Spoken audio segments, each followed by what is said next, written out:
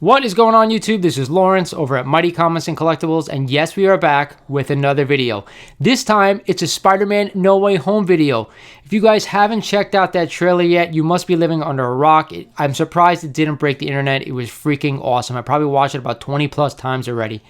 What I enjoyed mostly about this trailer was seeing all the new costumes that these original villains came back in the MCU with.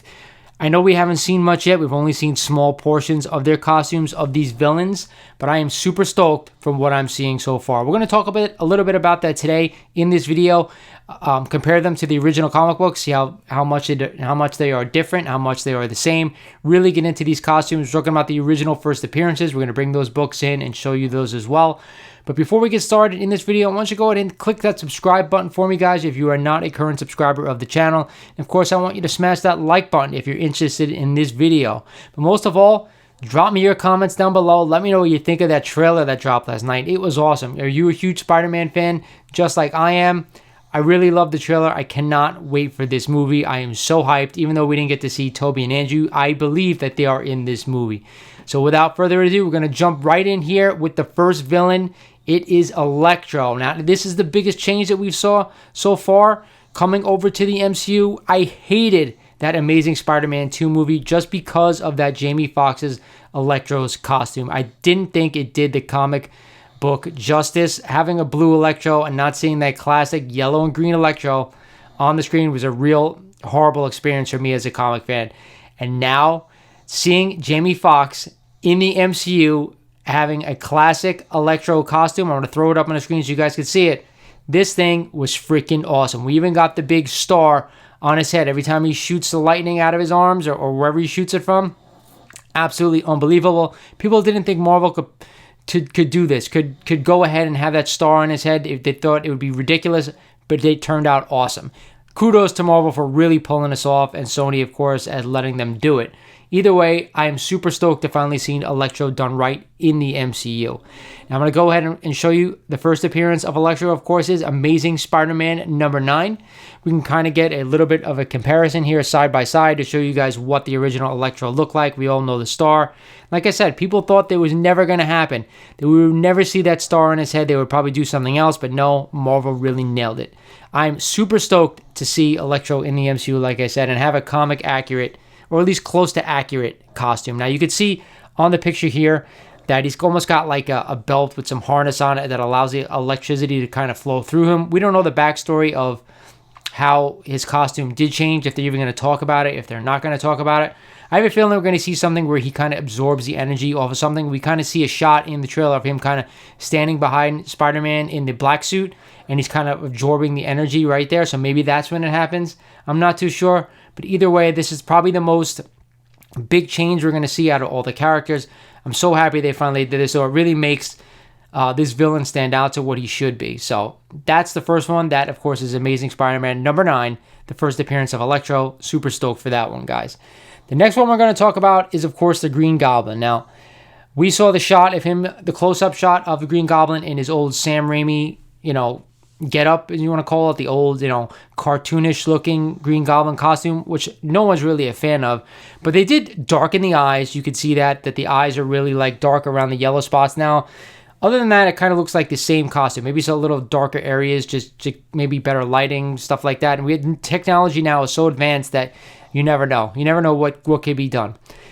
Everyone is kind of souring on this. Why don't we get a redesign? We saw some of the pictures that got leaked of the new costume. So this, what you're seeing on the screen now, is the old costume. What we're going to see later on in this movie is the new one. I'm going to throw up and show you that picture right now, guys, because I think it's actually pretty good. The only thing I'm not too crazy about is the goggles. It looks like in this photo, that this is from the trailer, that Norman Osborn doesn't have the Green Goblin mask anymore. He seems to have goggles, but you can kind of tell there's a little bit of a purple tint to it. It's got the satchel around him. The glider looks to be a bit different. So either way, I think we're going to get a new redesigned Goblin outfit. Thank God, because the old one, while it's kind of cool to see them show up in the MCU in the old one, I really wanted more of a classic Goblin feel that we all know from the comics. Speaking of the comics, Green Goblin first debuted in Amazing Spider-Man number 14, one of my all-time favorite Amazing Spider-Man covers. And we're going to compare them right now, kind of what they look like and the differences between them. Obviously, the big thing that we're not seeing right now is the purple hood.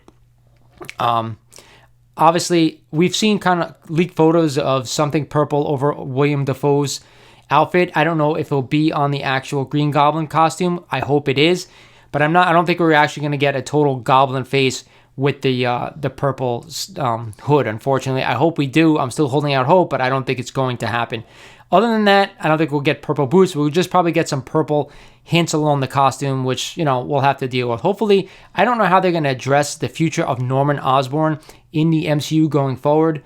There was talk about these villains getting sent back to their own universe, but I'm not sure how that's going to work. They're going to need a Norman Osborn in this universe at some point. Is William Dafoe going to get left behind? Is he going to become the new MCU Norman Osborn? I'm not sure. I'm kind of hoping for that because I really love him as Norman Osborn. The Goblin costume, we all know, needs work, but here's to seeing, hopefully he sticks around. Maybe they send everybody else back and he gets to kind of stay.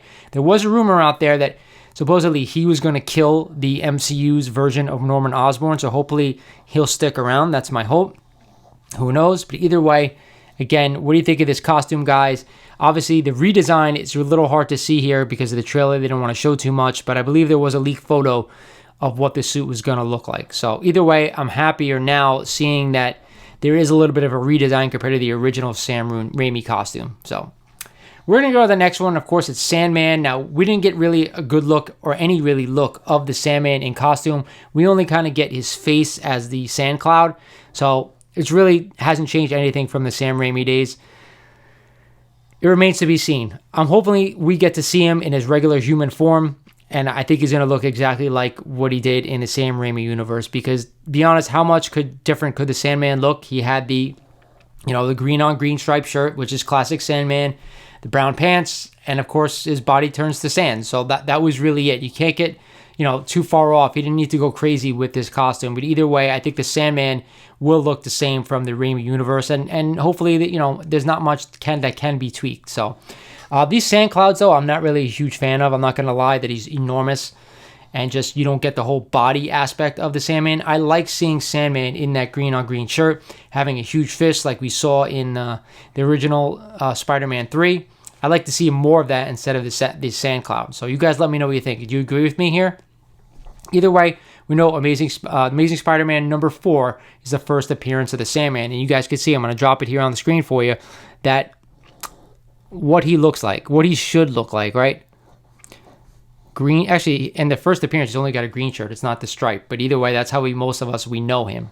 But either way, that's what the Sandman looks like. There's not much, differentiating from it in the movies, in the costumes. So, they pretty much hit it out of the park in the Spider-Man 3 costume-wise. And I think it'll stay the same, like we just said.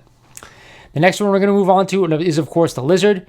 The Lizard is one of the ones where we had the biggest problem with also in the original Amazing Spider-Man movie. I believe there was only one scene where we got to see him wearing the white lab coat. And, of course, in the original first appearance, Amazing Spider-Man number 6, it was a purple lab coat. But later on in the, in the comics and in, of course, in the Saturday morning cartoon show, he wore the white lab coat with the purple pants. And that's what I think we're going to get in the MCU version of the Lizard. Here is the actual photo of the Lizard. And, of course, it's only the trailer version, and there's really not much we can see here. However, you could kind of make out a slight, pants version on him. I don't think they're going to make him walk around with no pants. I do think there'll be a purple shaded color of pants. We don't get the lab coat in this fight scene at the end, unfortunately. But I believe at some point in this movie, we are going to get the lab coat, which is awesome. So I'm excited to see classic Lizard. I don't think they did a bad job in The Amazing Spider-Man.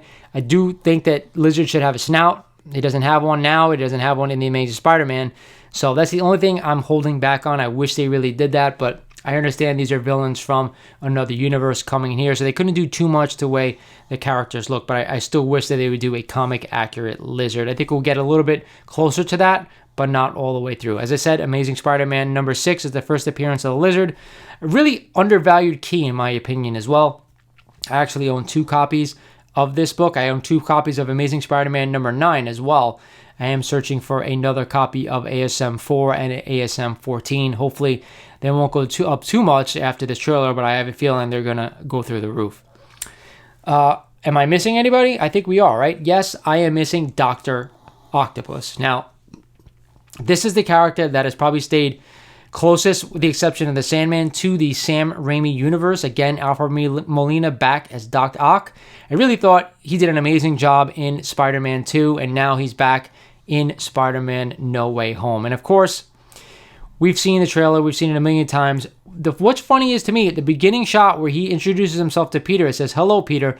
He looks totally different there as opposed to where he's under the bridge and he's got Spider-Man by the neck, throwing him up against the back. And of course he says, "You're not Peter Parker." He looks totally different in those two shots. So I'm not sure what's going on there. If it was just a de-aging process that kind of made him look different in that shot, not too sure. But either way, he looks almost exactly like he did in the Sam Raimi universe. And now that he's in the MCU, we get a little bit of a redesign here. We get those red, of course, nanobots attaching to his tentacles. So not sure why that's happening in this movie, but I'm excited to find out. Does that make him more of a threat? It remains to be seen, but it's a cool little fact we're going to find out when this movie drops. Of course, Doc Ock first appeared on Amazing Spider-Man #3, and this book has really exploded over the past year. I'm lucky to secure my 1.8 copy I did about a year and a half ago. But I am searching for another copy as well. Again, not too much different here in this costume. Again, we have the green trench coat and of course the arms that attach with the belt. Same looking belt as we got in the Sam Raimi universe in the original Spider-Man 2. So again, other than the de-aging, maybe a little bit of a different haircut, Doc Ock looks to me to be the exact same. The tentacles look exactly the same as well. And then again, I never really had an issue with this costume from Spider-Man 2. It was just really we had an issue with the Green Goblin, definitely with Electro because that was horrible. A little bit with the Lizard with the snout, and of course, who am I forgetting? The Sandman was really right on the way he looked, right? I really thought that was a great portrayal of the Sandman. So that's it for this video, guys. Let me know what you think down in the comments. Let me know what you think of these costumes. Did they really do a better job in the MCU coming up and changing some of the costumes? I know these villains are iterations from other universes. Do you think we're going to see these villains again in our universe? I don't think we are. I think this is what we're going to get going forward. These villains will be it. We're never going to see another Sandman, Electro, Lizard, Doc Ock. I'm still holding out for a different Green Goblin, though, guys. I'm not going to lie to you. I have a feeling Willem Dafoe is going to stay behind in this universe and take over the spot of Norman Osborn in the MCU going forward. That's just my opinion. That's what I'm kind of getting a feeling of, but I am not too sure about that. Either way, this is Lawrence over at Mighty Comics and Collectibles saying thank you for watching this video, guys. Subscribe if you're not a subscriber, and I'll talk to you guys soon.